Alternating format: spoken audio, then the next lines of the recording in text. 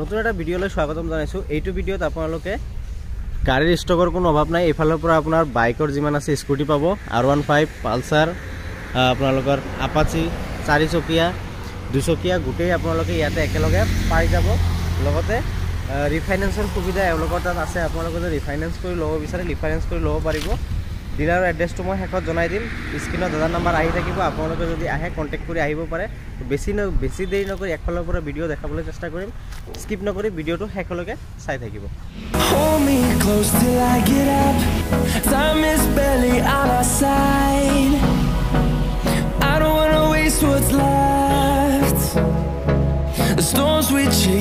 আছে আপোনাৰ গ্লেমাৰ এখন আছে আপোনাৰ 125 চিচিৰ হয়, ব্লু কালাৰৰ। এইখন কিমান দিনৰ হয়? 2018 মডেল হয় ন? আপোনাৰ কিমান ৰাখিছে প্ৰাইচ এইখনৰ? 50,000 ন? 2018 মডেল হয় আপোনালোকৰ। 50,000 টকা এওঁলোকে প্ৰাইচ ৰাখিছে। চিট কভাৰ ধুনীয়া নতুন লাগি আছে। ইঞ্জিন চিল হৈ যায় ন? ইঞ্জিন চিল হয় একদম। মই দেখাই দিছোঁ। টায়াৰ আপোনালোকে 80% গ্ৰিপ পাই যাব। পিছফালতো 100% নতুন টায়াৰ হয় একদম।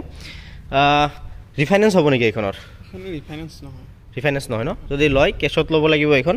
নেক্সট আৰু এখন গ্লেমাৰ আছে, ৰেড কালাৰ হয়। এইখন কিমান দিনৰ? এইখন 2017 মডেল হয়। কিমান মান চলিছে এইখন? 40,000 মান ৰানিং হৈছে এইখনৰ। সন্মুখত ডিছ লাগি আছে ধুনীয়াকৈ। চিট কাভাৰ ধুনীয়া লাগি আছে। ইঞ্জিন একদম অ'কে ন? ঠিক আছে। দাম কিমান ৰাখিছে এইখনৰ? মাত্ৰ 42,000 এওঁলোকে প্ৰাইচ ৰাখিছে। ধুনীয়া প্ৰাইচ ৰাখিছে এওঁলোকে। আপোনালোকে যদি লয় ভিডিঅ' চাই যদি আহে তো অলপ প্ৰাইচ কিবা কমিব নেকি? অলপ কমিব।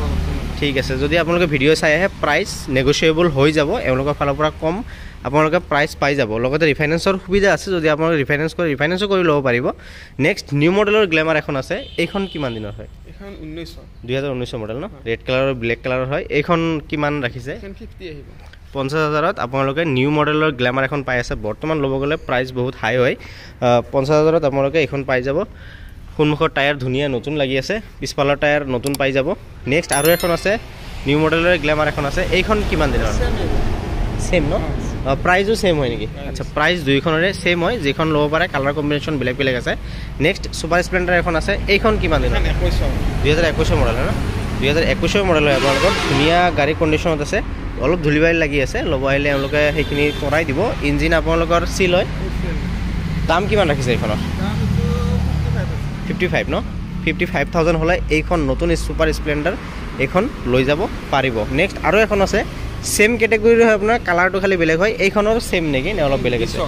2020 হয় ন? আচ্ছা, 2020 হয় এইখন। কিমান ৰাখিছে প্ৰাইচ? মাত্ৰ 50,000 হ'লে ছুপাৰ স্প্লেণ্ডাৰ নিউ মডেলৰ এইখন আপোনালোকে লৈ যাব পাৰিব। নেক্সট হৈছে আপোনালোকৰ আপাচি আছে 160 4B হয়, ৰেড কালাৰৰ ধুনীয়া কণ্ডিশ্যনৰ গাড়ী। মই প্ৰথমতে গাড়ী দেখাই দিছোঁ। ইঞ্জিন একদম চিল হয়, অ'কে নতুন ইঞ্জিন। আপোনালোকৰ পিছফালৰ টায়াৰ নতুন লাগি আছে। চিট কাভাৰ একদম অ'কে হৈ আছে আপোনাৰ। গাড়ী ক'তো একো স্ক্ৰেচ নাই। এইখন কিমান দিনৰ হয়? 2022 হয় ন? আচ্ছা, কিমান মান চলিছে এইখন? 14,000 কিলোমিটাৰ মাত্ৰ ৰানিং হৈছে। গাড়ী একদম নেক্সট শ্ব'ৰুম কণ্ডিশ্যন হৈ আছে। নতুন ল'ব গ'লে 2 লাখৰ ওপৰত পৰিব। কিমান মান?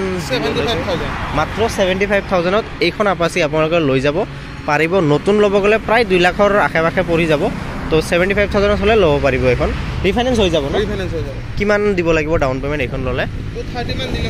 মাত্ৰ 30,000 টকা ডাউন পে'মেণ্ট দিলে এইখন আপাচি আপোনালোকে লৈ যাব পাৰিব। বাকীখিনি আপোনালোকে EMI হিচাপত দিব পাৰিব। নেক্সট হৈছে আপোনালোকৰ R15 নিউ মডেলৰ হয় এইখন। এইখন কিমান দিনৰ? 2023 কিমান মান ৰাখিছে দাম এইখনত? 165,000 এওঁলোকে আস্কিং প্ৰাইচ ৰাখিছে। চিট কাভাৰ একদম নতুন। গাড়ী ক'তো একো স্ক্ৰেচ নাই। ধুনীয়া কণ্ডিশ্যনৰ হৈ আছে। মাত্ৰ 6,000 কিলোমিটাৰ ৰানিং ন? মাত্ৰ 6,000 কিলোমিটাৰ ৰানিং R15 এইখনৰ। মেট ব্লেক কালাৰৰ হয়। প্ৰাইচো ধুনীয়া হয়। ডাউন পে'মেণ্ট আপোনালোকে ধৰক 40,000 বা 50,000 দিলে আহি যাব ন? এইখিনি 40,000 মান দিলে ডাউন পে'মেণ্ট দিলে এইখন R15 আপোনালোকে লৈ যাব পাৰিব। নেক্সট পালচাৰ এখন আছে। এইখন কিমান দিনৰ হয়? 2023 হয় ন? একদম নিউ মডেল হয়। প্ৰায় নেক্সট শ্ব'ৰুম কণ্ডিশ্যনে আৰু 1 বছৰমান হৈছে। এইখন কিমান ৰাখিছে দাম? 80,000 ৰিফাইনেন্স হ'ব ন?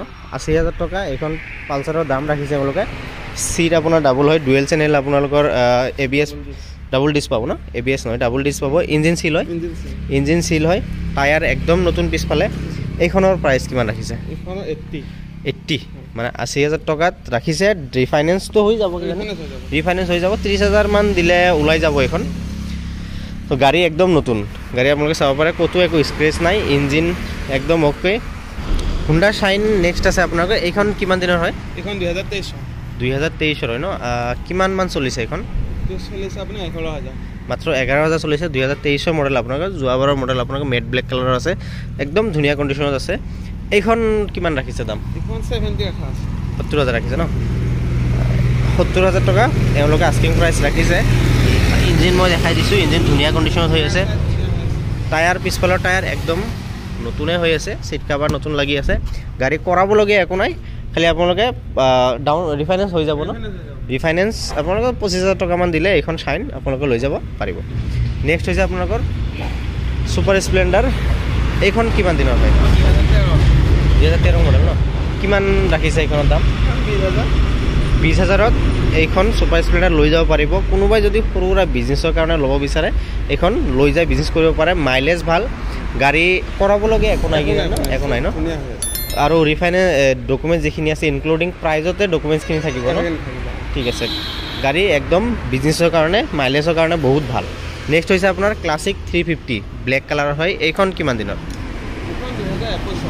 2021 গাড়ী একদম ফাৰ্ষ্ট ক্লাছ কণ্ডিশ্যনত আছে, মই দেখাই দিছোঁ। চিট কাভাৰ নতুন, পিছফালৰ টায়াৰ একদম নতুন, ইঞ্জিন অ'কে হৈ আছে একদম, ক'তো একো স্ক্ৰেচ নাই। কিমান ৰাখিছে এইখনৰ দাম? 1,05,000। 1,05,000ত ৰয়েল এনফিল্ড পাই আছে আপোনালোকে। যদি নতুন লয় বহুত 2.5 লাখৰ ওপৰত পৰিব। এলো হুইল আছে। আপোনালোকে যদি লয় ধুনীয়া কণ্ডিশ্যনত লয়, এওঁলোকে গাড়ী মেইনটেইন কৰি ৰাখিছে। 1,05,000 প্ৰাইচ ৰাখিছে। যদি ভিডিঅ' চাই আহে কিবা কৰি আপোনালোকক অলপমান ডিছকাউণ্ট কৰাই দিব আপোনালোকে। ৰিফাইনেন্সো আপোনালোকে কৰি ল'ব পাৰে। নেক্সট 220 এখন আছে। এইখন কিমান দিনৰ? 2020। কিমান ৰাখিছে এইখনৰ দাম? 65ত আপোনালোকে 220 পালচাৰ আপোনালোকে পাই আছে, একদম ধুনীয়া কণ্ডিশ্যনত। এইখনৰ ৰিফাইনেন্স হ'ব নেকি? 220 এইখন আপোনালোকে ৰিফাইনেন্স কৰিও ল'ব পাৰিব। নেক্সট আৰু এখন 220 আছে। এইখন কিমান দিনৰ হয়? এইখন 180 ন? আচ্ছা আচ্ছা, 2020 ন? কিমান ৰাখিছে এইখনৰ প্ৰাইচ?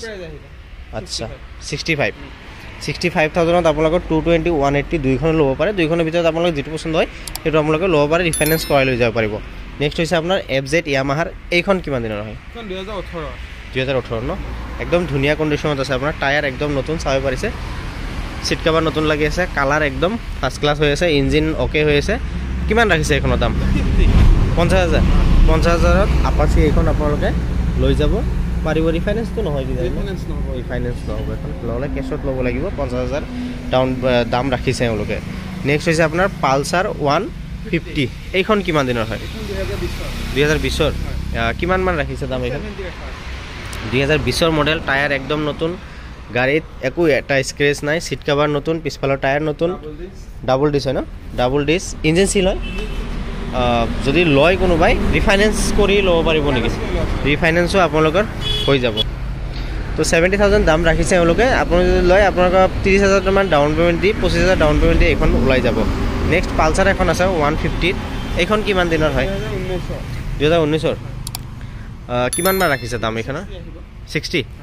2019ৰ মডেল, 60,000 টকা এওঁলোকে দাম ৰাখিছে। গাড়ী একদম ফাৰ্ষ্ট ক্লাছ কণ্ডিশ্যনত আছে, চিট কাভাৰ নতুন, পিছফালৰ টায়াৰ একদম নতুন লাগি আছে। এইখন ল'লেতো কেছত ল'ব লাগিব কিজানি? কেছত ল'ব লাগিব ন? নেক্সট হৈছে আপোনাৰ NS 200 এখন আছে, ধুনীয়া কালাৰ কম্বিনেশ্যনত হয় এইখন। আচ্ছা BS4ৰ হয়। কিমান মান চলিছে এইখন? 70 ৰাখা আছে, ৰিফাইনেন্স হৈ যাব ন? কিমান মান চলিছে? 35,000 ৰানিং হৈছে এইখনৰ। মই দেখাই দিছোঁ, এই টায়াৰ দেখাই দিছোঁ, টায়াৰ একদম ভৰি হৈছে। গাড়ী কালাৰ একদম ফাৰ্ষ্ট ক্লাছ হৈ আছে। মই চাউণ্ড হয়